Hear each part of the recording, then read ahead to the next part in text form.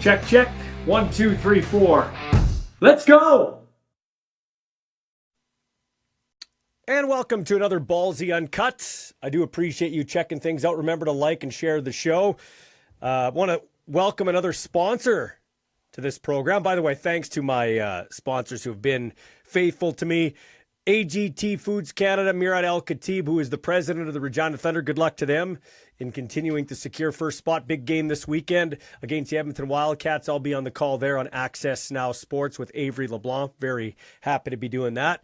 I'm also busy week for me. I'm out in Weyburn on Thursday. I'm seeing their dinner again, the Weyburn Red Wings dinner with Doug Gilmour. Can't wait to be on the stage with him. And Dwight McMillan, legendary coach and GM of Weyburn. He will be one of the guests on stage with me too. So can't wait to break bread with those guys and the great folks in Weyburn. If you haven't got a ticket, check out the Weyburn Red Wings website, and there still are tickets available. Not many, but it's a great time. Really great time.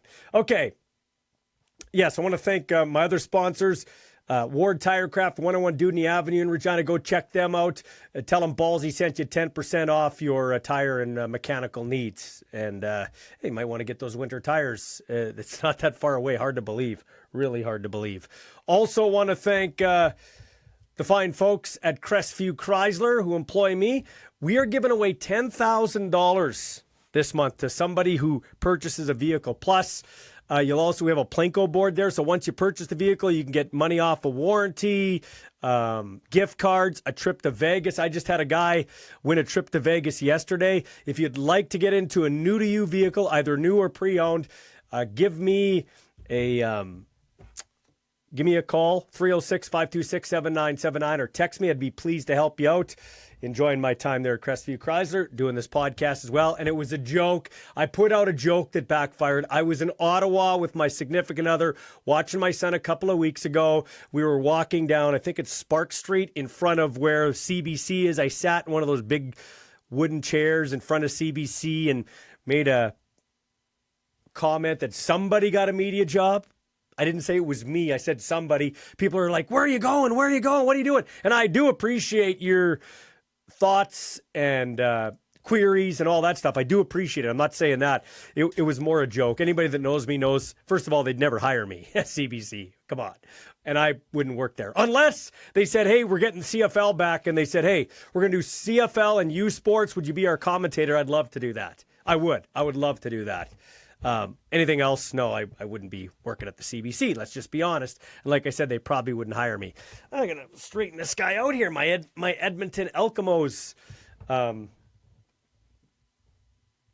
punter mascot. By the way, Elks and the Bombers in a big game. Elks trying to keep their playoff hopes alive. The Bombers now, unless Calgary wins out, if the Bombers win out and Calgary wins out, Calgary will get third place if BC, like it's weird. If Calgary loses one and Winnipeg wins out, Winnipeg gets second place. Calgary probably will get anywhere from third to a crossover, and BC would be third or a crossover. But if Winnipeg drops one, Calgary drops one, and BC wins out, the Lions are in second place. So lots to be decided, but it will be a West team going east for a crossover berth. Just who will it be? Maybe the Elkamos stay alive. If they keep winning, they stay alive. Calgary could be in danger of missing the playoffs. So lots to be decided in the West, including the Rough Riders with a home game here on Friday, a win, and they clinch first place. Even though the Riders have not been playing great, and they haven't the last 3 weeks, they built up that early season equity I always talk about, and it's paying off now. They got injuries in their secondary. Brett Lothar has struggled at times. They brought in an American kicker today. Apparently, Campbell Fair tried his hand at it in Ottawa, and the young kid, maybe a little nerves going back to Ottawa, missed a couple of extra points. Lothar took a couple of kicks in practice this week, at least going into today. I wasn't at practice.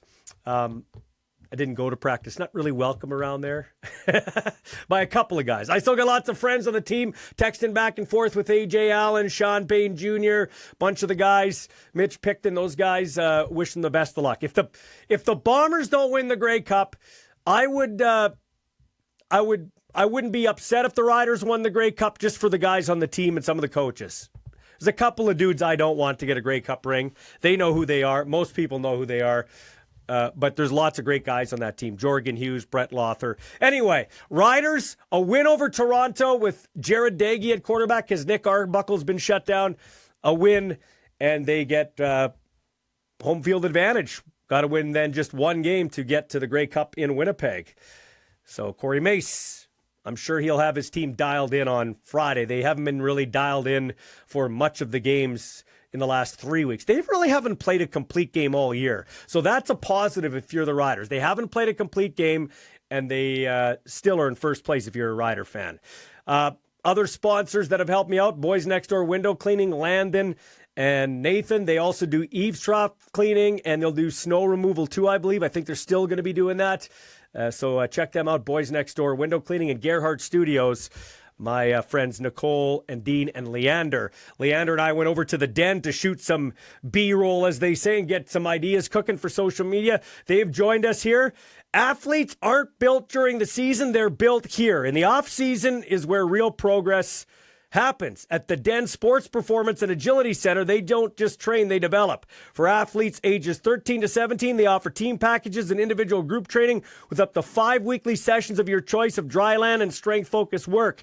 Every program blends strength, agility, balance, mobility, speed, recovery with a focus on durability that most programs overlook. Because showing up on game day means staying strong all season. They've got certified speed and strength specialists focused on long-term athletic success, not quick fixes. And so if you want to book in to get a showing of the place and then learn about their programs, they've even got a coaching area up top. Nice classroom setting there. Really nice facility. They got the cold plunge and the sauna too. Book your spot now at thedenyqr.ca. They're on all the social medias too. And so check them out. The Den Sports Performance Center, 351 Sherwood Road. And want to thank them for getting on board. Other sporting news to talk about, of course, Major League Baseball playoffs. Dodgers with a 4-3 win over the Phillies. They're up 2-0. Brewers smoked the Cubs for the second straight game, 7-3. Unless the bottom falls out of both of those teams, which I don't see it happening, the Brewers will play the Dodgers in the NLCS. Here's the thing, though. Dodgers don't have a great bullpen, and teams with less than spectacular bullpens rarely win the World Series. They rarely win the World Series. So I hate the Dodgers as a Padres fan. Once again, they let me down this year. But I think it's going to be Dodgers and Brewers. I don't think the Dodgers will win the World Series, so I don't see it. I think the Brewers will win the National League Championship Series. And I'm not anti-Blue Jays. I'm not a big Blue Jays fan. I'm not jumping on the wagon, but I'd love to see them get to the World Series. I think they're going to dust off the Yankees. But once again, they've got the same problem the Dodgers have.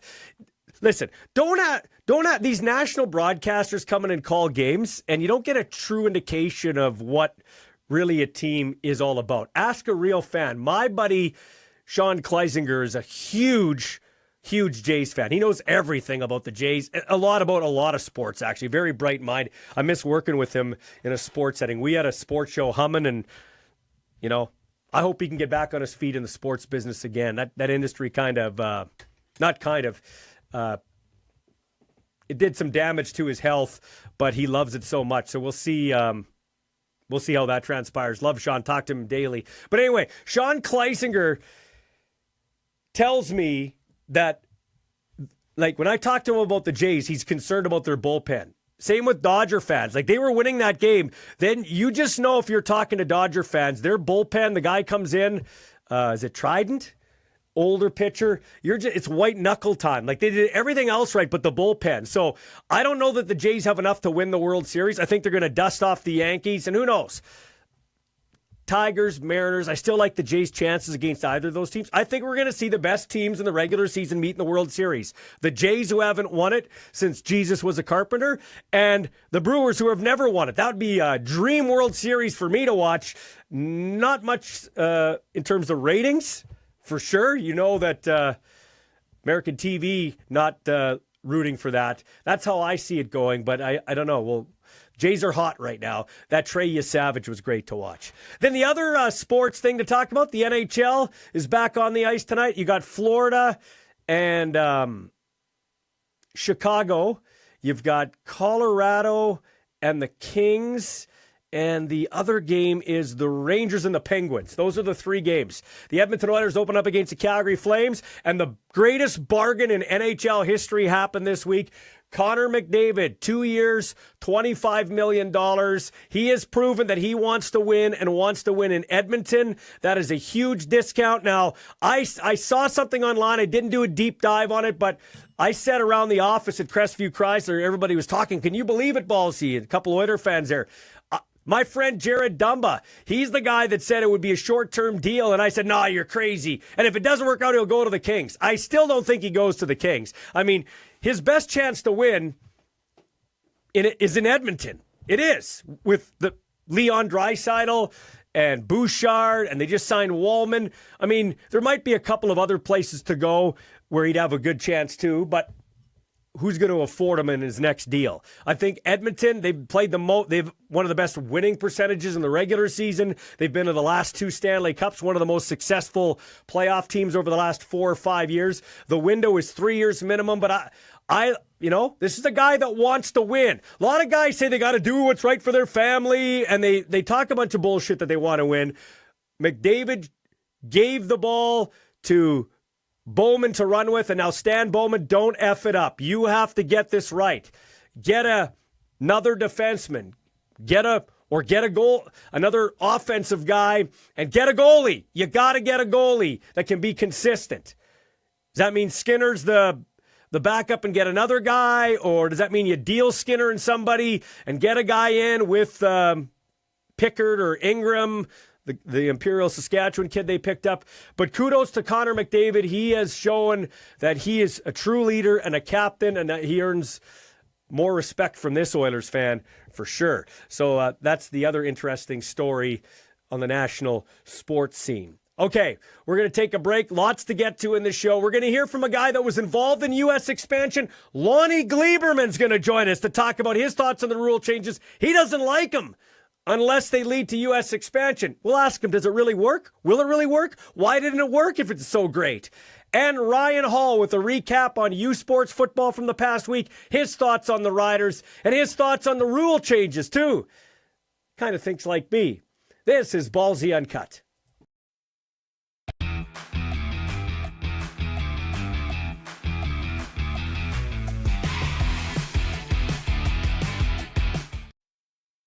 All right, Lonnie, thanks for joining the show. I do appreciate it. What do you make of these rule changes? Well, I'm going to say this. First off, I hate the rule changes. I hate 20-yard end zones is great. I don't see any benefit to getting rid of the 55-yard line. I don't like getting rid of the ruse. I like the game the way it is. Now, having said that, I'm hopeful that this is being done so the league can join and expand into the United States. And while I don't like the rule changes, if that's what it's for, which would make sense because changing the size of the field would immediately open up 90% of the American stadiums to CFL football. So if that's the case, it's good. If it's just a case of trying to design the game better, it would be a tragic mistake. But let's be realistic. This is designed for U.S. expansion. Yeah, I mean, what else would it be, Lonnie? This is what it has to be. It can't be anything else because they already have an exciting brand of football. They're already outscoring the NFL by 9 points a game. It's the third straight year that the scoring has gone up. There's no, unless you're not you have to be not a logical person to not see what's going on here. But I mean, the CFL has done some illogical things, but the commissioner sounds very innovative, very aggressive, and very logical. So I can't imagine he would do this and just stay in Canada. So to me, if that's the case, I support what they're doing. Okay. So Lonnie, you were involved. You were with the Ottawa team, you and your dad. And then, of course, you were in Shreveport. The expansion in Shreveport and the other teams, it was necessary to save the league at that time, but it was short-lived. Why didn't it work? Well, we didn't give it enough time. I mean, Major League, let me clarify. The Oakland Raiders drew 8,000 people a game in their first season. Now, based on CFL judgments, you'd say the Oakland Raiders were a complete disaster, but turns out they're worth a couple $1 billion today. The American Football League averaged 15,000 people a game in its first 5 seasons. The CFL American teams actually average, I think, 18,000 when you count Baltimore in the mix. So it wasn't a disaster. We just had expectations of immediate success. And when it didn't go that way, American teams got frustrated. And then keep in mind, the death blow was the Cleveland Browns moving to Baltimore and the Houston Oilers moving to Memphis for 2 years before they went on to Nashville. That was really the death blow to U.S. expansion, was 2 NFL teams moving into 2 of the 5 CFL markets. Okay, so in order to go to the U.S., if you were the CFL, and I think we're on the same page, we're projecting it's going that way, you need a pretty healthy TV deal or some sort of financial backing. So in order to get a good let's start there. In order to get a good TV deal, you would need pretty good markets. What do you think? In order for this to survive and really be successful, do you get the solid TV deal first, or do you got to get that kind of like a Redbird capital that's going to be like somebody that's going to prop up and give the capital so that they can go through some tough times at the start? You need the Redbird capital or another private equity like Redbird to put up, you're looking at probably $700 to $800 million. I mean, when we were talking with Randy Fataha of Game Plan Inc. back in the mid 2000s, like 2005, Randy was like, look, you need $500 million to go back into the U.S., have the league control the teams, and you're going to sustain losses. Keep in mind, Major League Soccer, who everyone agrees with, is now a major success story, lost $1 billion in its first 12 years. It was a long, hard struggle, but today those teams are selling for $150 million. So you need a Redbird capital or you need a private equity like them to develop the markets. The big TV deal is not going to happen out of the sky until the league has credibility in the United States. So you need the equity money, and I think the CFL can get it. So, Lonnie, Michigan, San Antonio, Memphis, they're all out now. I think there's only 6 teams left in the UFL. If the CFL is to expand / when it's to expand in the United States, give me a couple of markets that you think would work. Because here's how I see it. We've got 9 teams right now. I think we've always been searching for the 10th team in Canada. I don't think there's an appetite for a 10th team, just financially, population, everything like that, either in Halifax or Victoria. So if we're going to the States, we got to have an even number of teams. And I don't think you expand by 1, probably 3 minimum, but I could see to 14, 7 in the East, 7 in the West. So give me some teams or some cities where you think that could work to start. Yeah, Hartford, Connecticut. Norfolk, Virginia. Norfolk, Virginia is over 1.5 million people. It's the largest market without a major professional team. You got Orlando, Florida, which Orlando has grown dramatically in the last 30 years. San Antonio, Texas. I still go back to Sacramento. I mean, Sacramento was still a solid CFL market, in my opinion. Portland, Oregon, once again, also a big market with the Trailblazers, Major League Soccer, and that's it. Those are some places I go to right away. I think if you go to the States, which they need to do it, you go in with 4 to 6 teams. Oh, let me not forget St. Louis. Yes. St. Louis is obviously a major team. And there's a city that Louisville's looking. Sorry, there's a city that the UFL is looking at called Louisville, Kentucky. When we were doing CFL expansion research back in the 90s, Louisville, Kentucky is a decent-sized market without really any professional teams besides the Division I college. Louisville is actually, I think it's 1 million+ people. And once again, it's got no chance of getting an NFL team. I think that would be a great market for the CFL as well. What about Columbus? Because UFL was looking at Columbus. Columbus is another big market. And especially if you play more and more away from the college season, this is also, I think it's actually the biggest city in Ohio is Columbus now. And also, I'm from Detroit. let me drop Detroit in there because Detroit's a major market and it borders a decent sized Canadian city called Windsor, which I believe has 200,000 people. So Windsor plus Detroit would be a really solid Canadian Football League market. So I think there's a lot of teams there. You need some major markets for TV ratings, and I think the CFL can go out there and get this done. Initially, though, Lonnie, you kind of got to stay away from the Detroits and the NFL markets, wouldn't you? Or would you do you want to dive right into that right away? Well, that's a good point. At some point, the NFL is coming to Toronto. They're just coming to Toronto. Now, what you and I don't know is there things that we don't know that's happening? Like, is there things that we don't know why the CFL is being so aggressive? Like, did the NFL give them a heads up and the NFL's coming to Toronto and Vancouver and you and I and the rest of the world doesn't know this yet? I get a weird feeling that there's a little more to this expansion. While I'm super excited about it, I get a weird feeling there's a little more to this story that we don't know, that maybe there's some weird rumblings that may be coming from the NFL. But that's just me. Yeah. Gut feeling. But yeah, the NFL is coming to Toronto sooner or later. The CFL needs to prepare itself for the day after when it can be a bigger league, and it'll be better for everybody. People will play each other 4 times a year, for heaven's sakes. So, but are we looking at this maybe wrong, kind of piggybacking what you were saying? Could this be something where we've always feared it, where the CFL becomes an NFL feeder system, so to speak? Yeah, that would be very unfortunate. And that you're right. Maybe what we're missing here is maybe the bigger story is, and I'm speculating, but NFL is coming to Toronto and the CFL is going to team up with the NFL and add American teams, get a little more of an NFL style game, which would be sad, and be a feeder league for the NFL. But I would hope that's not, I don't think this commissioner or these owners want to be a feeder league. I just, that's my hope. But I do worry that NFL is coming to Toronto. I just get a bad gut feeling that there's more going on in Toronto than we realize. Do you think the CFL needs Toronto? Like we've always heard for advertisers and TV, but do you think it needs Toronto? They don't draw that well. Do you think they could go to an outlying, Ontario, like a London, Ontario or something like that, and have a 20,000 seat stadium and don't necessarily need the Toronto team? No, they need the Toronto team because corporate Canada is going to walk away. It just changes it. But I think Toronto can do.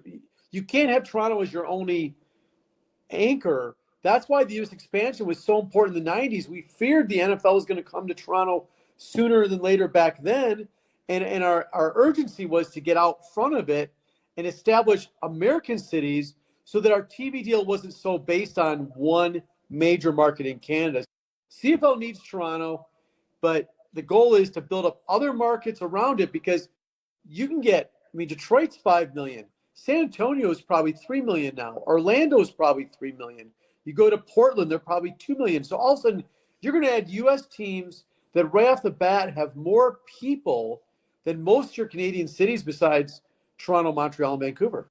Yeah. So, Lonnie, do you think a 3-down league with kind of, if we could keep it 65 yards like they're talking about, if we could keep the waggle, we could keep all the rest of the stuff besides the field dimensions moving. Do you think that over time could fly in the United States? And if so, why? I was there. It flew fine. There was 38,000 people in Baltimore. Shreveport, we're drawing 17,000 people a game. The people had no problem with the game at all. We were just brand new teams. We had an ESPN2 deal, and nobody in Shreveport or Memphis had ESPN2. So our games weren't even on TV. So we were just too impatient, too early. And then the NFL moved the Browns and the Oilers into CFL markets. And that's all she wrote. But really we had a 400-person fan club in Shreveport. I went to the meetings. The people in Shreveport had a great time watching those games. There's nobody in any of the American cities where the fans going, oh, we don't like this game. It was not that at all. The heat was a little issue. I definitely had the American teams play at night in the South for sure. But no, the people in Shreveport, Louisiana, I know what I saw. They loved the game. There was no issue with the game at all. So if you were doing a league like this, whatever it is, can you still call it the Canadian Football League? I think it's essential. This came up back in the 90s about what about calling it the Continental League. It is absolutely essential. When I was in Shreveport and I said Canadian Football League, it had credibility. I know Canadians don't realize that, but the Canadian Football League had, when we called it the city of Shreveport, we wanted to come meet with them. Being the Canadian Football League, it had credibility. It's a good brand. And that's the brand of football. Larry Smith said it best in 1995. We play Canadian football. We are the Canadian Football League. And I would be horrified and terribly sad if they changed the name to like the Continental Football League or whatever. It is the CFL, and Americans will have no problem supporting the league because it's called the Canadian Football League. Okay, I don't want to make this political. I have my own views. You may have, well, you have your own views. Maybe we've got the same views. But we know Donald Trump has really ramped up anti-everybody but America. He's pro-America, which I have no problem with. But as it relates to Canada, it's kind of been anti-Canadian, okay? Do you think it's a different time? Do you think there could be some of that could work against the Canadian Football League going into the States? I would hope not. Now, keep in mind, it's a funny little tidbit here, but Donald Trump's United States Football League looked at possibly merging with the CFL back in 1986, and Trump was one of the guys that called off the merger. Now, I don't know how far that merger got along, but if you look at Donald Trump's book, it's right in the first part of his book about a possible merger with the CFL. So he does actually have a little background with the CFL. I would hope that would not be the case. I think most Americans don't have any issue with Canada or Canadians. And most of these cities want a team to call their own. So I think that it can be a positive thing for America and a positive thing for Canada. Interesting. Plus, I'm not sure he likes the NFL. Remember, he sued the NFL. So it's not like he's like a big ringleader for the NFL. So he might actually like this idea. Yeah, you know what? That's true. And he's also said it's wussy football now with the way their kickoff rules are. Like, that's what I don't want changed. Listen, you and I have had these discussions before, off a mic and on mic. I am not against going to the United States. What I'm against is, like, I don't like these rule changes if we're not going to the States. And I don't like these rule changes, field dimension and all this other stuff, if we're going to abandon our kicking rules and we're going to abandon the things that make us great, including Canadians, Lonnie, including Canadians. Like, Canadians are important to the Canadian Football League and they're important to the Canadian markets. So as an American, all I care about is expanding the United States. Remember, we had a discussion before. The record was 500 when the American teams played the Canadian teams. Okay, it was 500. Keep in mind, one little added point of that was the American teams had the better quarterbacks. Dunnigan, Tolliver, Ham, and who was the fifth? David Archer. David Archer. Yeah, David Archer, the best of all of them. I think David Archer was the best one. And then Canada had Ken Austin was near the end of his career, and they had Tom Burgess near the end of his career, Danny Barrett near the end. So it was still 500, and you're playing with the better quarterbacks were clearly in the South. Besides Doug Flutie, the better quarterbacks were down in the South. So I just think you've got to make sure that when a Canadian starter gets hurt, you've got to be able to use the best available player to do that with. And I think that otherwise Canadians are good enough. I mean, I know your son's been doing in the league, and that's a huge thing.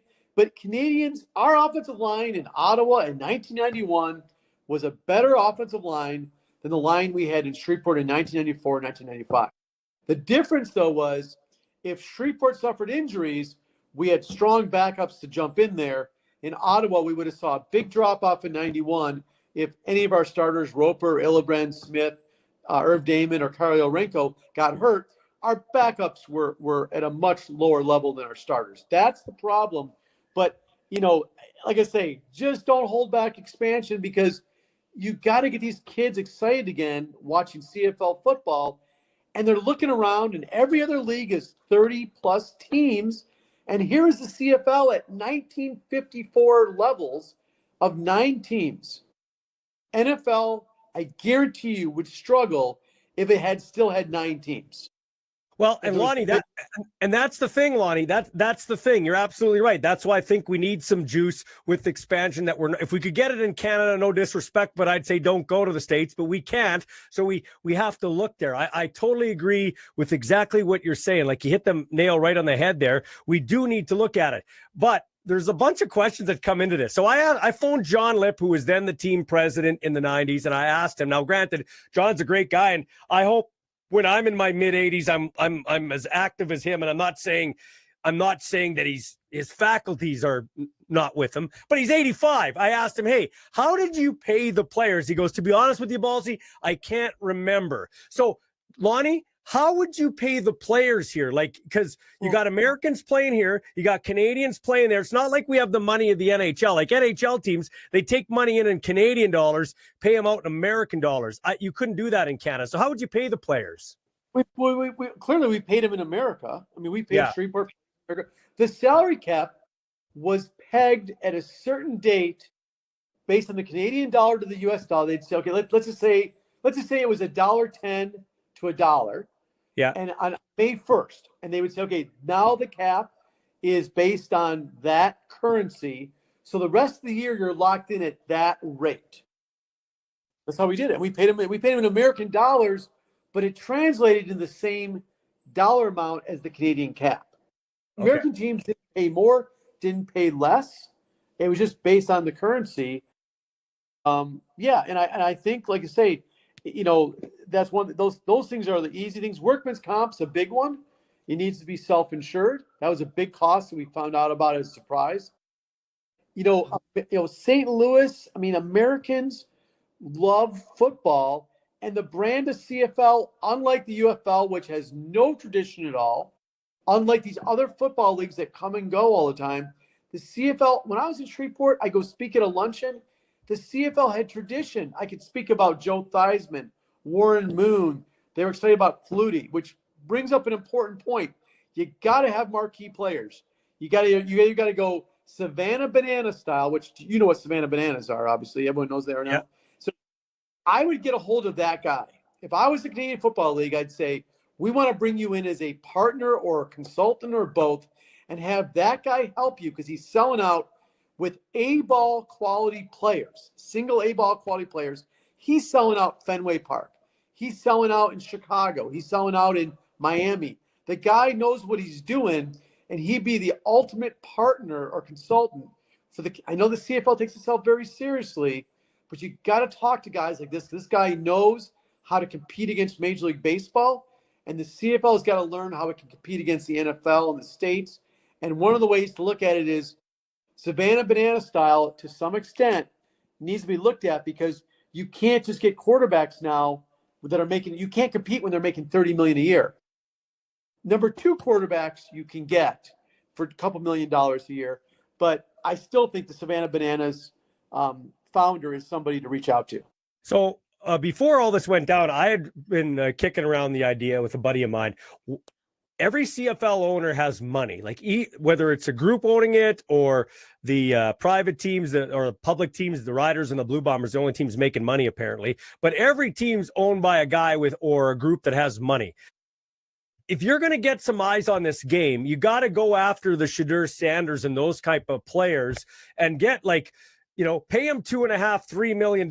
So maybe we can make a 75% of that quarterback salary exempt from the salary cap. That's what I was saying, so that we can, you know what I mean? So that we can get some eyes, some out of people in America paying it. Hey, Shedeur Sanders playing in the CFL. Hey, this quarterback that played at Ole Miss, he's playing in the CFL. Let's check it out.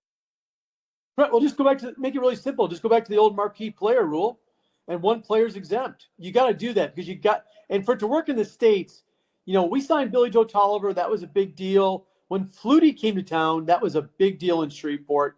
Americans and Canadians, but Americans even more so, need some player to identify with. And then I'd give those American teams some sort of exemption that they get a certain amount of colleges in their area, the rights to those players. So a team, say in San Antonio, would have first dibs on a bunch of the Texas college players because that's going to help build American teams. It's how the United States Football League did it back in 1983. The Michigan Panthers I was in ninth grade, and they signed a bunch of Michigan State and University of Michigan players. Most of them were not good enough for the NFL. Probably a lot weren't even good enough for the CFL. But as a ninth grader, I didn't know any better because they were stars to me because I watched them play on Saturdays in college football. Lonnie, a couple more quick questions for you, then I got to get to another interview.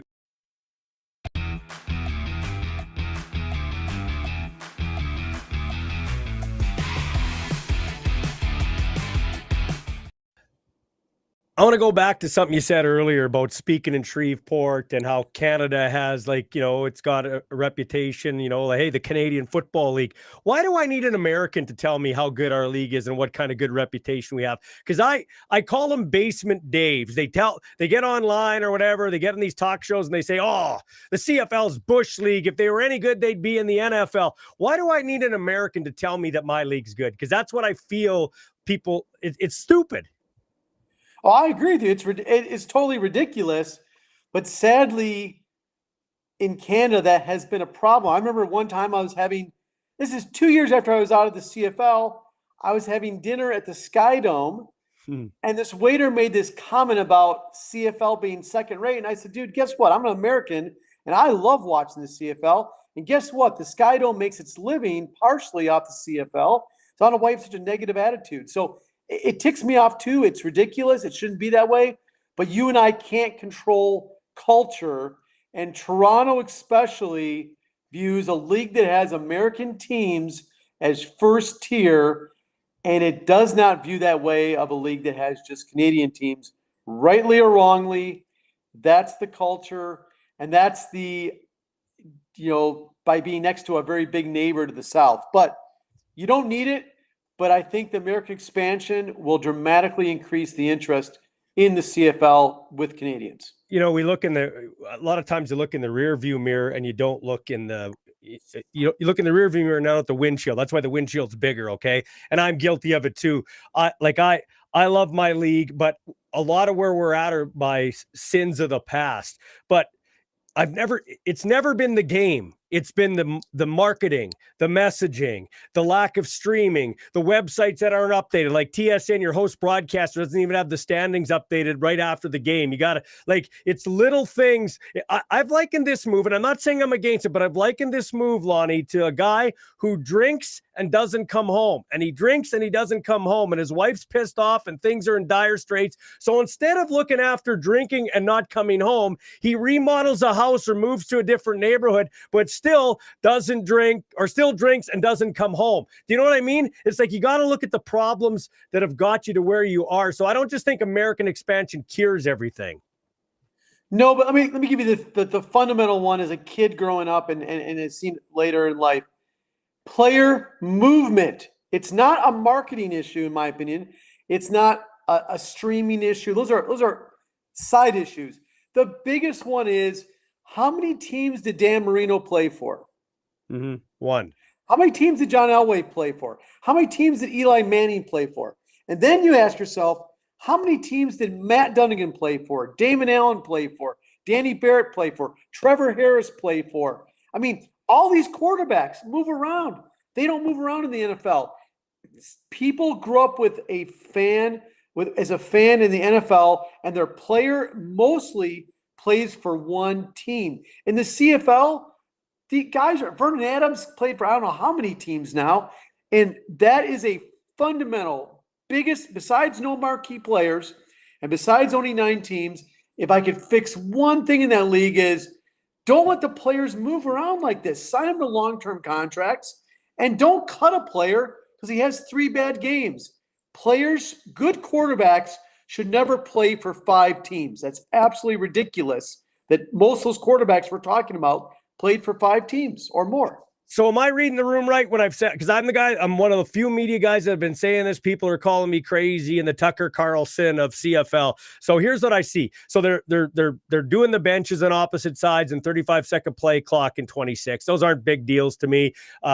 Maybe the timing at the end of the game. I hope they don't excuse my language. I hope they don't fuck up the timing at the end of the CFL games, because the 57 and 3-minute league really makes it so great. Like, I watched my Chargers today. They're down 20-10 with 4 minutes to go. They got 3 timeouts. Washington's driving. I'm like, the game's gone. It's over. But in the CFL, you could score 3 touchdowns. So those 2 rules aren't too bad. They make an American field somewhat.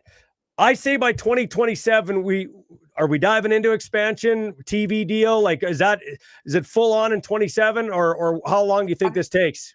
I mean, I would think we did Shreveport in like 7 months, which was tough, but we did it. I would think 24 months gives you plenty of time. I would hope it'd be in 24 months. Who knows? But I do hate that. I love the 20-second clock. I don't know why they're changing that. I don't know what they're worried about, because the 20-second clock, I used to sell that. When I was in Shreveport, I'd say the game is way faster. It's moving all the time. I don't know why they got to go to a 35-second clock. This inconsistency is nonsense. I've never heard of that being a problem. The 20-second clock made it a faster moving game.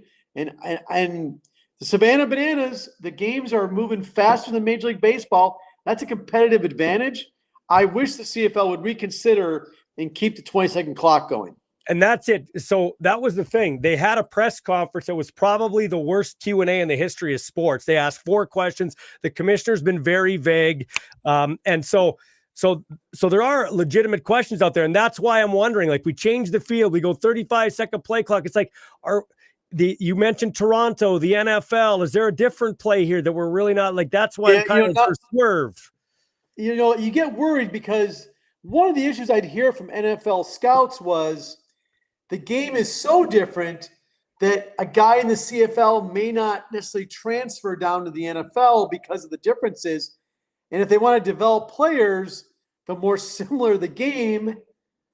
So that 35-second clock doesn't really make sense, because American stadiums, doesn't matter what the clock is, you do worry that. So the big picture worry would be is the NFL's coming into Toronto. The CFL is now desperately going to the United States, and they're going to become some sort of partnership link up like the Bills and the Argos. And you got some sort of a feeder league will fail in the U.S. Guarantee it. The UFL's biggest problem is it promotes itself as a feeder league. I don't know what the point of that is. Americans don't want to hear that they're watching a second-tier league. It doesn't have to be the players at the NFL's level. You just need a couple star players like Joe Theismann, Rocket Ismail, Doug Flutie. You just need, in the United States Football League, when Trump was, Trump's league, they had Brian Sipe, they had Bobby Hebert, they had Jim Kelly, but the players around them weren't NFL level, but the game was still great. And American fans thought the USFL was first rate. And when we were in the South, most of the fans thought we were first rate, just not the level of the National Football League. Well, and we have to realize that's not what we're competing against. We want to be the best version and have sustainability. So lastly, 2-part question. Do you think American expansion is coming? And B, how long do we have to give it to make it successful, in your opinion, a guy that had boots on the ground before? American expansion, in my opinion, is coming, which is going to be great for everybody. More jobs, more coaching jobs, good for everybody. And then more teams to play against. And 2, give it 10 years. It is not going to instantly be successful in most markets. Baltimore was initially, but 17,000 a game in Shreveport, not that bad when you look at what Toronto's doing. Not that bad. But you give it 10 years. If we had given it 10 years, we'd still be playing. But you've got to be willing to sustain $500 to $600 million in losses, which is why you need, as you mentioned, a company like a Redbird Capital to partner with you. Lonnie, thanks for your time, man. And hey, I think you and your dad got a bad rap at times in the league. I've told you that before. And what I'm really impressed about is that it sounds like you still follow our league, but that you actually knew the players that were playing on your team, which is pretty cool, because a lot of owners don't know the Illibrins and all the guys that used to play for their team. Well, yeah, I guess that was my job. But yeah, but like I say, nothing would make me happier than to see the CFL play again in the United States. But the happiest moments of my life was when the CFL expanded the United States, and I adopted my dog Bo, who recently passed away. Two of my happiest moments of my life. Hopefully, I get a third one when the CFL comes back to the United States. Well, if it does, I'm coming down to see you at some point. Done deal. Sounds good. Thanks, buddy. Take care. See you, man. Awesome.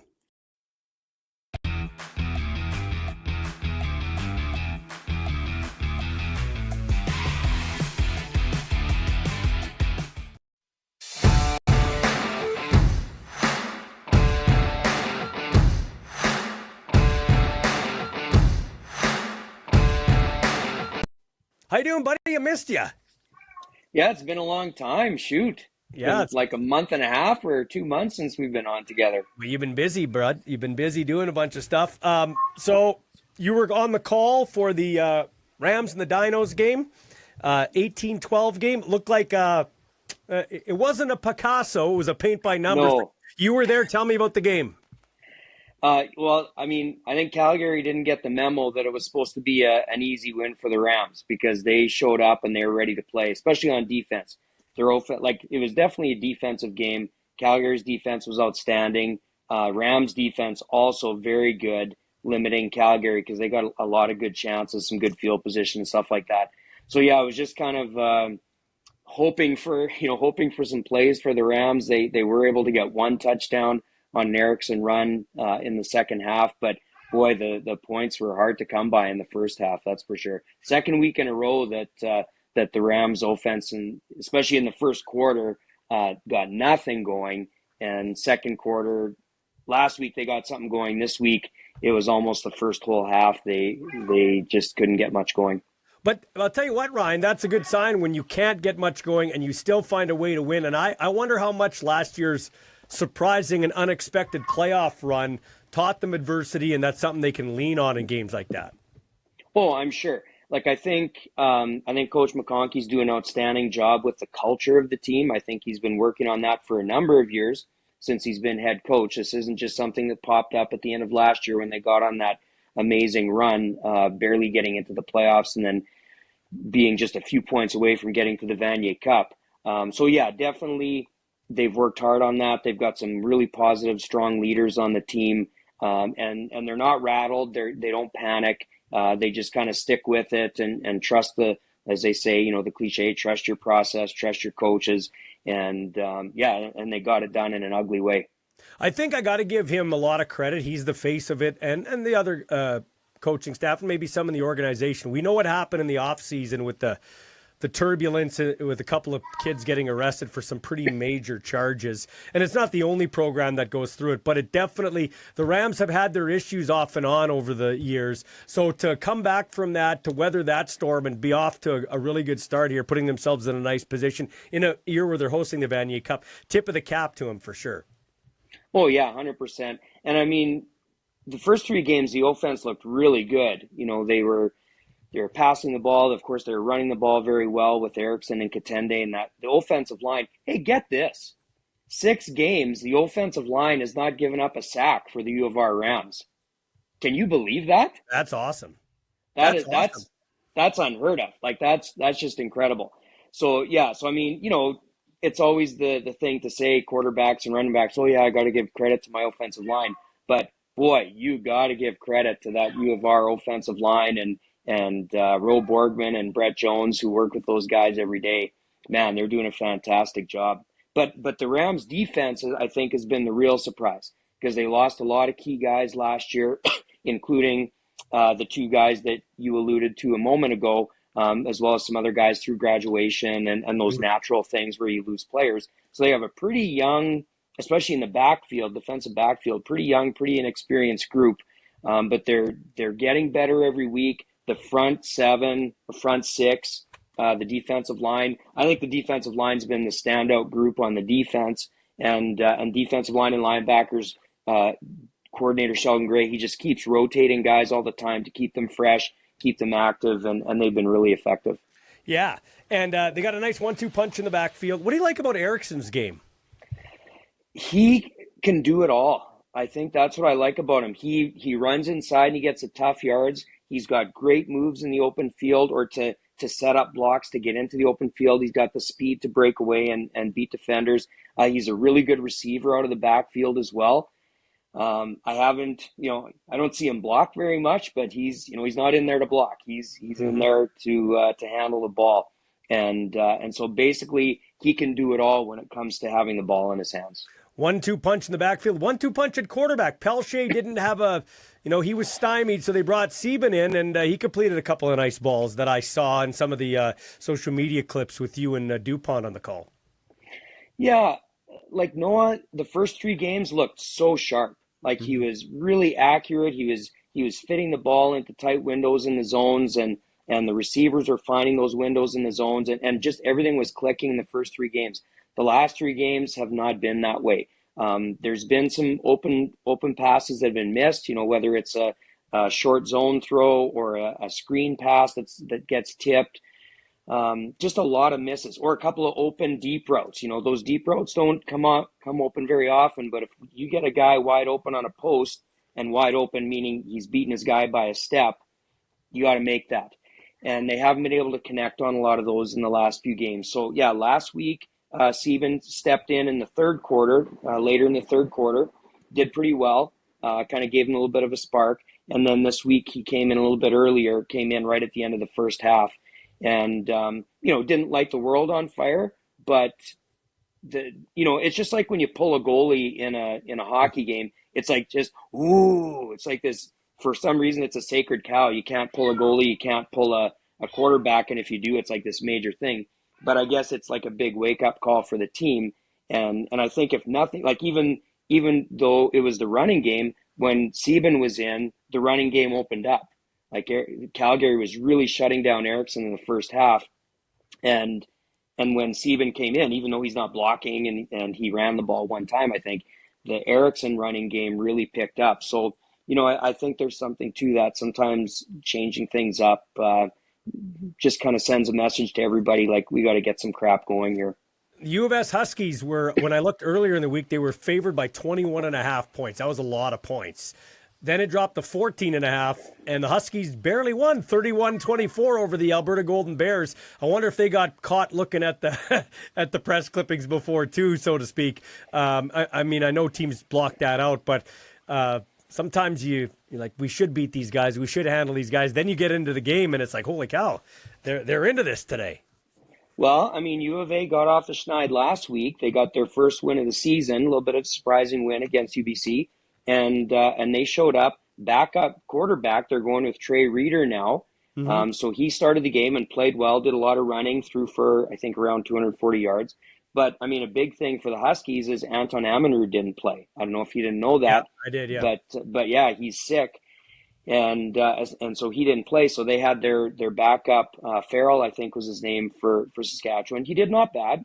Yep. Like he did okay. He found the usual targets, Weeb and Linnea for touchdown passes.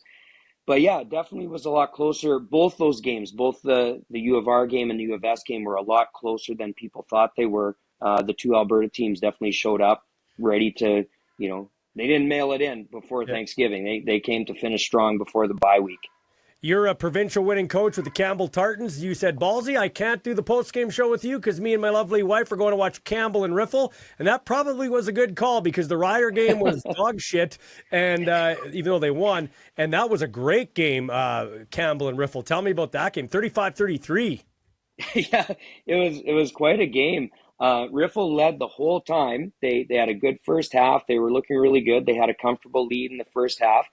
And then second half, Campbell just kind of chipped away. It was kind of a little bit of back and forth, but Campbell never got ahead.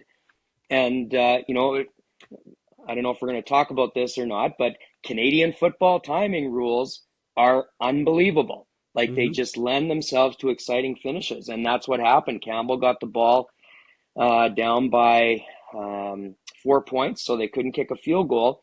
And I think it was around a minute left in the fourth quarter. And they marched down, got down close to the goal line, and the clock ran to 0. And again, in Canadian football, as long as there's time, 1 second on the clock when the play clock starts, you get a play. And so with zeros on the clock, Campbell punched it into the end zone, and those are the go-ahead points. So they won by 2. The convert ended up getting stopped, but they still were able to win the game. So yeah, pretty exciting. A little bit of a surprise by Campbell because I think a lot of people picked them to be like maybe the fourth or fifth team in the Schwann. I don't know if they still call it the Schwann Conference, but the big conference anyway. Yeah, the large schools, and they're undefeated right now. Now there's a little asterisk with that because their game against Miller, who's also undefeated, that one got canceled a few weeks ago because of lightning. But now it just works out like this last week is a reseed week, which they typically put 1 against 2, 3 against 4, etc. So they're going to get that game against Miller, which will be a real good test for them because Miller's quite strong. It'll be one of the better games in the country, actually, in high school. Yes, we are going to talk about the Canadian rules, but let's talk about the Riders. Once again, like the Rams, it wasn't a Picasso. It was paint by numbers, but they went unbeaten on the road in the East. First time I think they won in Ottawa in 7 years. It wasn't pretty, but they won. How do you feel after a win like that? I know you didn't watch all of it. You watched the first half, 20-13 over the Red Blacks. There's been such a pattern over a month, I would say, where the offense is not producing like it should. And especially now that they're in like Willette, I think, is unquestionably the MVP of the team. Mm-hmm. Like he's been carrying the team since day one. Last year, I admit, I thought he was a wasted free agent pickup. And this year he's totally proved me wrong. Like he's just been the go-to guy, so consistent, so reliable, and just plays so hard. But and now we're getting the receivers back. We're getting Emlis back and Schaefer Baker, and we're getting a lot of these guys that we've been missing for a lot of the season, but we're still not able to generate any passing yards. And so why is that?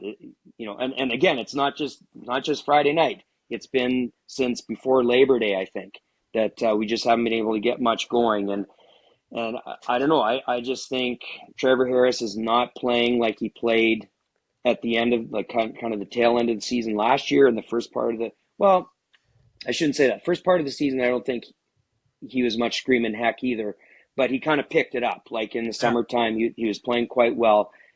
But It's weird though, Ryan, because I say the same thing as you, and he didn't do much for 2/3 of that game. I guess a positive for the Riders, and we should make note of it, is that when the chips were on the table and they had to do something, he came up in the fourth quarter like he did against Edmonton. It's just that there wasn't the start, because in the end of the day, he had 83% of his passes complete, and he threw for 340 yards and a touchdown. The interception against him was when he was being hit and the ball was picked off. So the stats kind of lie a little bit in that case. But, I mean, he did make throws when he had to make throws. So I guess that's a positive. You have to look at it that way.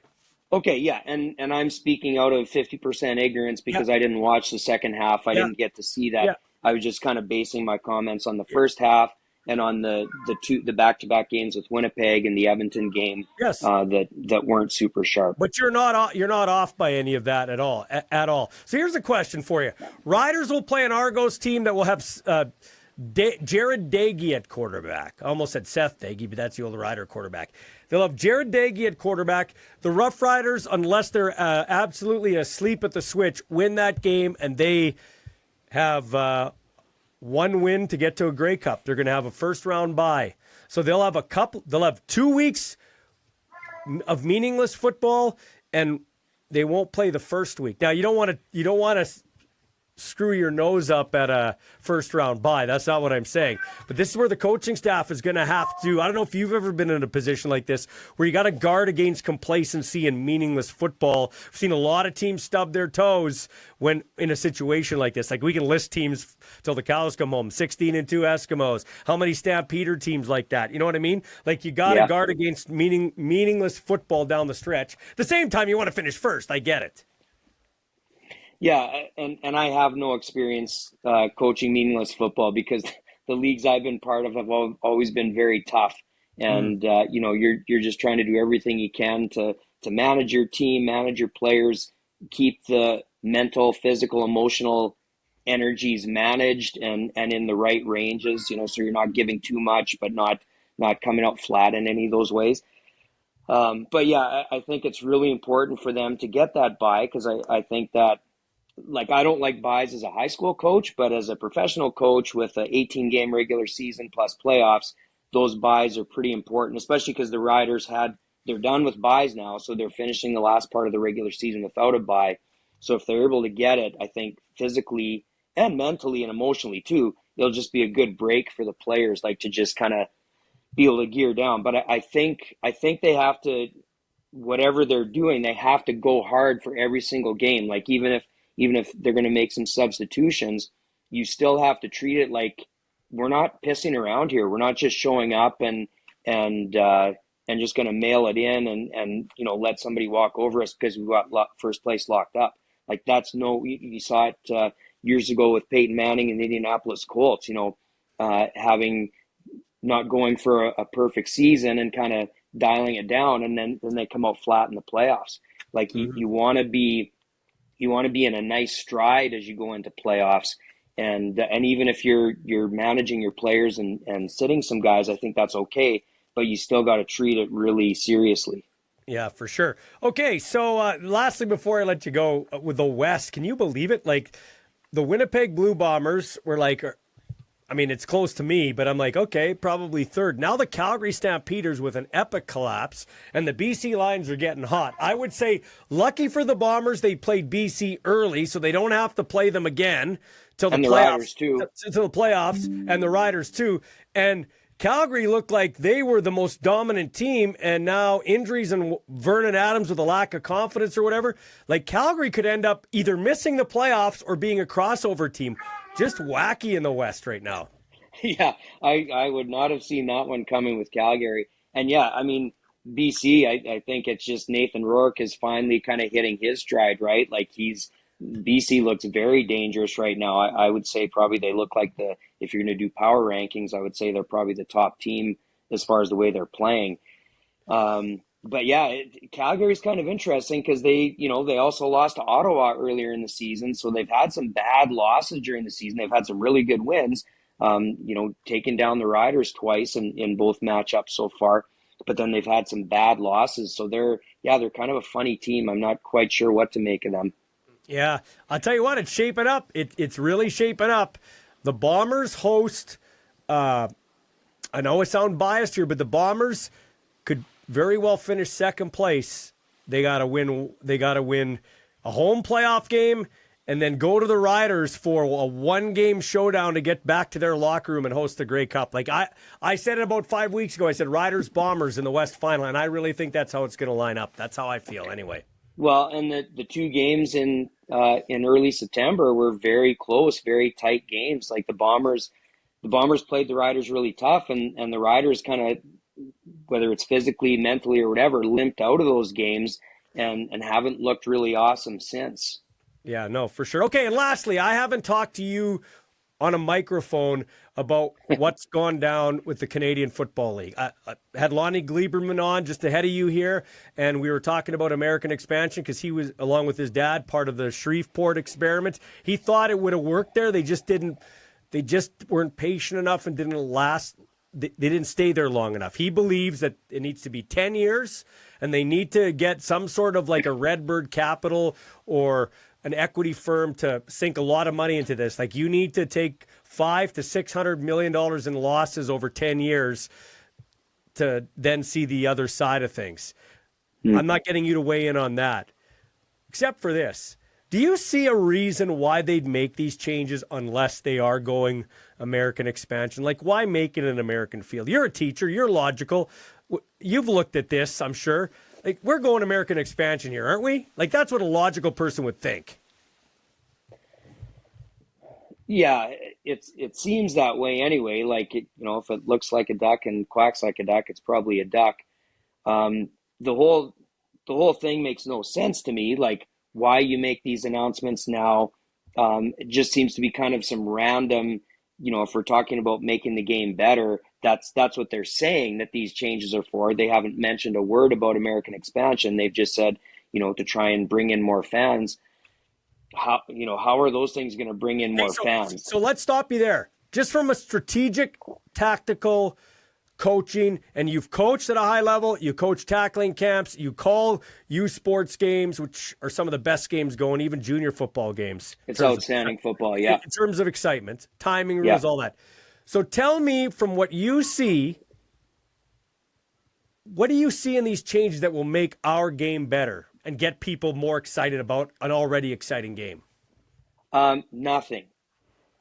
Here's how I look at the whole thing, Michael.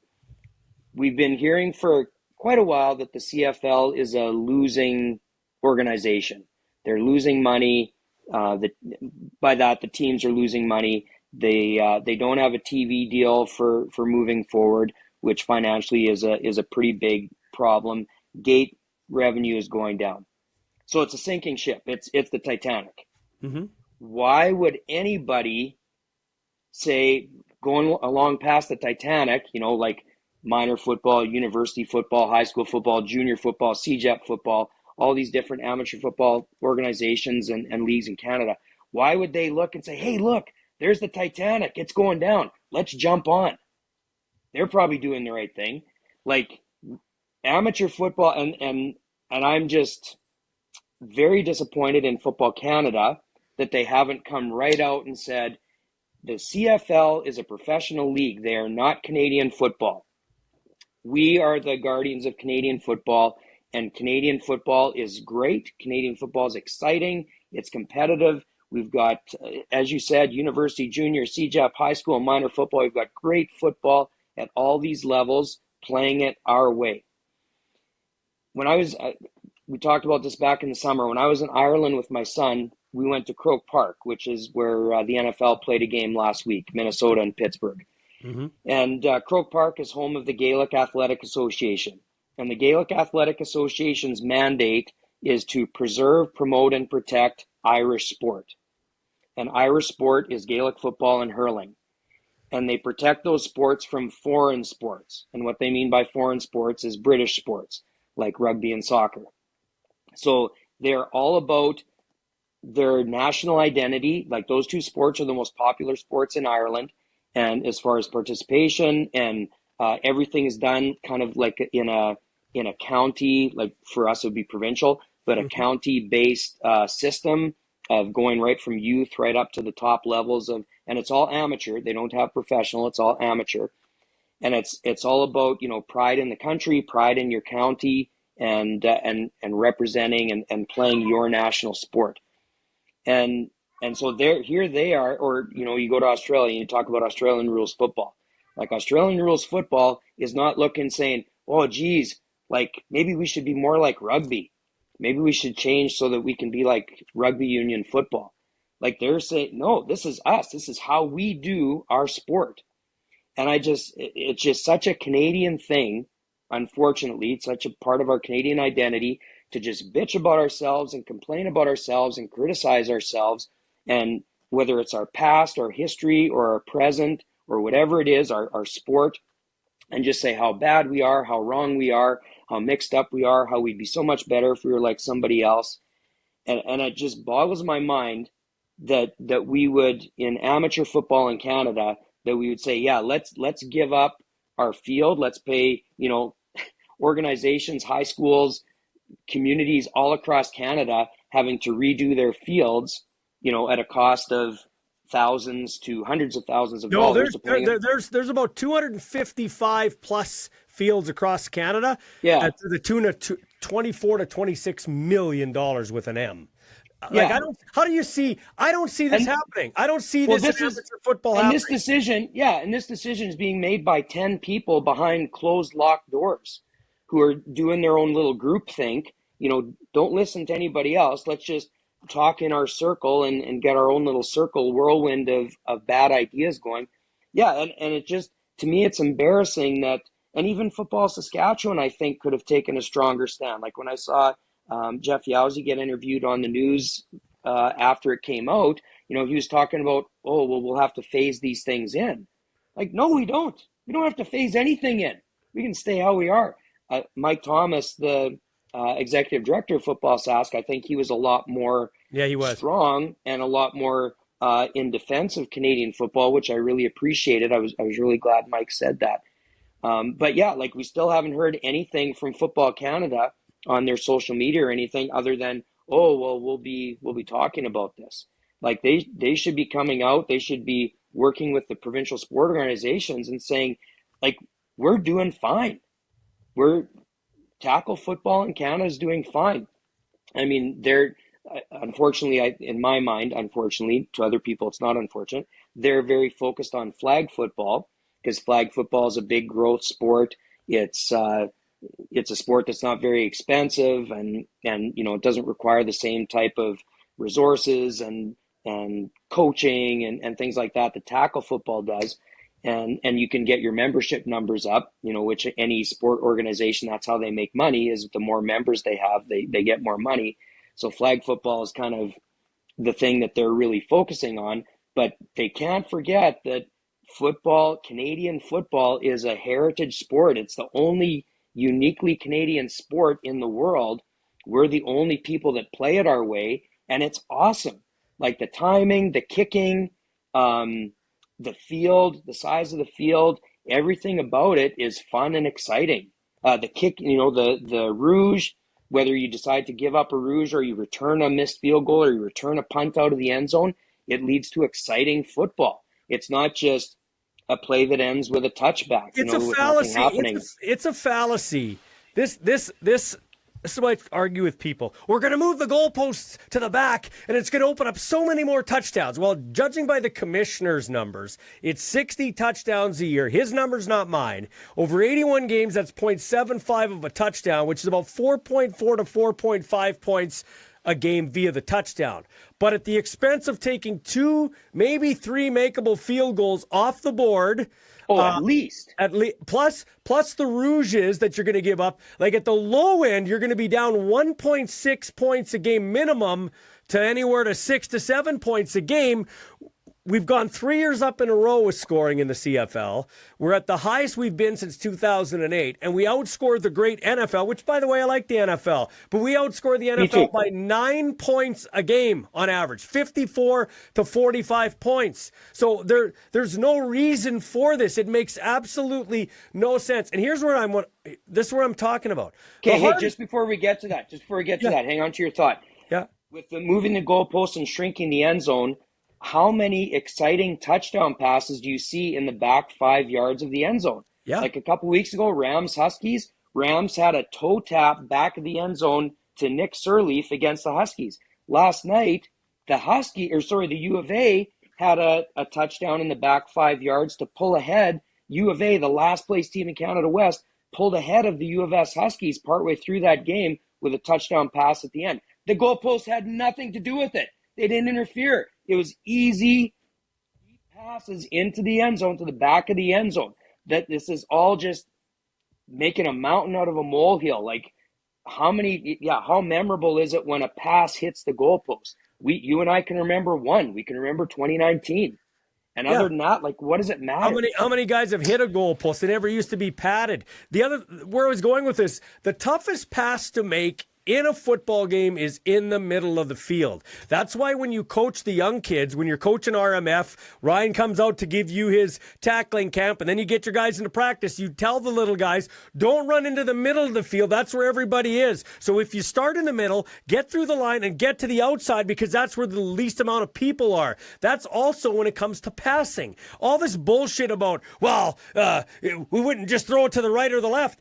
Yes, you would, because you want one-on-one matchups on the outside of the field. What's the easiest pass to make a football? It's a flat pass to the flats where there's nobody there. Like, people with this argument, they've never watched football, they don't get football, or they just want to argue for the sake of arguing, in my opinion. Yeah, I don't know. I just think excitement and interest level at whether we're talking CFL or anywhere down right to minor football, it's outstanding. Like, I'm not saying that things can't be done better in Canadian football, whether it's the CFL. I don't think we need rule changes. I think we need to do a lot better job promoting and packaging the product. And same thing with amateur football as well. Like you said a few minutes ago, university football in Canada is outstanding, especially in Canada West. Like, anybody can beat anybody any week. It's exciting football. It's high quality, talented athletes that are out playing, and dedicated, smart, committed coaches. Like, we have great football all in our backyards, and junior football, the Huskies and the Hilltops here, the Thunder and the Hilltops here in Saskatchewan. Like, we got two of the best junior programs as well. Anytime they're playing, like, go watch these young men. This is great football. We don't need to change anything. It's, Well, as far as that goes, we need just need to change. How do we get people to experience how great it is? That's what we need to change. Lastly, I just got a text from my son. He texted me a picture of TD Bank Place, where the Ottawa Redblacks play. They played the Riders there on Friday night, and there were 18,000 fans at the game. Now, granted, Ottawa Redblacks aren't a good football team, so you're not going to probably spend money. The Carleton Ravens played the Ottawa GGs. Panda Bowl. Sold out. Absolutely sold out. Like, you, standing room only. Can't see it there, but it's standing room only. Yeah, see, that's the thing. Like, that's such a hyped up rivalry. That's an annual rivalry game. It happens every year, and that's what needs to happen at all levels of football in all leagues. Like, everybody should have their Panda Bowl. Like, the U of S and the U of R, they have their what do they call it? Prairie U Sports Prairie Challenge or something like that. Yeah. But they don't really promote it. Like, you wouldn't know it until after the game. They give out it. Oh, what's that trophy for? Oh, that's for the U Sport Prairie Challenge. Oh, I didn't know that. But like we should be able to. Well, I mean, up in Saskatoon, they do a pretty good job filling up Griffith Stadium. But we can certainly get more than 2,000 people in Mosaic to come for a Huskies Rams game. Here's the thing: the Rams. I watched a bit of your game again. This is what. I don't want to be critical of my team. Like, we're Ram guys, okay? I like the Rams. Yeah. I always told these dudes from when Frank was coaching, I said, if I'm a guy sitting on my couch in Windsor, Ontario, and I'm deciding what school to go to, oh, shit, they play at Mosaic Stadium. That's awesome. Best stadium in Canada. But then you see the wide shot and there's nobody in the stands. I said, why don't you have your bench on the far side, so like the TV camera's always shooting your bench, and everybody goes over there and that's where they sit. They did it for the Mitchell Bowl or whatever it was here last year, but they didn't. They have the Rams on the far side, but there's no fans over there. They're sitting on the other side. What are we doing here? Like, it doesn't. And even if they don't want to open the concessions there, phone somebody at Real and say, open the concessions there. You got to throw us a bone. We need to be able to be over there for the visual. Like, it doesn't take it shouldn't take that much brain power to figure this out. Yeah, we were talking about that very thing yesterday when we were up in the booth and talking about the Vanier Cup that's coming up in about a month and a half in Regina, and saying, like I said, I hope they're going to put the fans on the other side, because it's gonna look terrible if they have the fans on this side, on the west side, like they always do, and then you're shooting toward empty seats. Like, you want to have that area packed, like have thousands of people over there and some noise and some action, and that's going to make it way better. It just gives a way better look, and then people sitting at home watching on TV or on their streaming or whatever, they go, oh man, that looks pretty good. Next week I'm going to try and go to that game. Yeah, absolutely, man. Hey, it's been fun, Ryan. Continued success at school, and you're coaching out in Broadview, right? Yeah, I'm coaching 9-a-side out in Broadview. Yeah, so we got 2 more games in our regular season. We're not doing awesome. We haven't won a game yet, but good group of kids, and they're definitely improving. Every week is better, and that's kind of what it's all about. Well, and I think it's cool, too. Let's tell this quick story. Like, you have an Indigenous boy at your school that wanted to play football. There's no program there. You tried to start one up. It didn't work for various reasons. We don't need to go into that, but he wanted to go play in Broadview, and so you went with him, and then you thought, well, if I'm taking him there, I might as well coach. Yeah, exactly, yeah.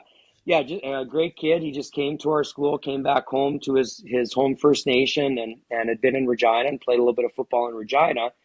So he's got some experience, and he's a good athlete and a great kid, Jericho. And so I took him and asked if the guys wanted me to help. So, I just kind of started by setting out cones and videoing the game and stuff like that, and gradually doing a little bit more with them just to try and help them out a little bit. And yeah, I think they've been appreciating having the extra player and having the extra coach as well. Well, I appreciate you. Thanks for your time. Thanks for not standing me up this time. I appreciate it. I don't stand you up. I just fucking you. Take care, man. You have a great day. All right, see you, Michael.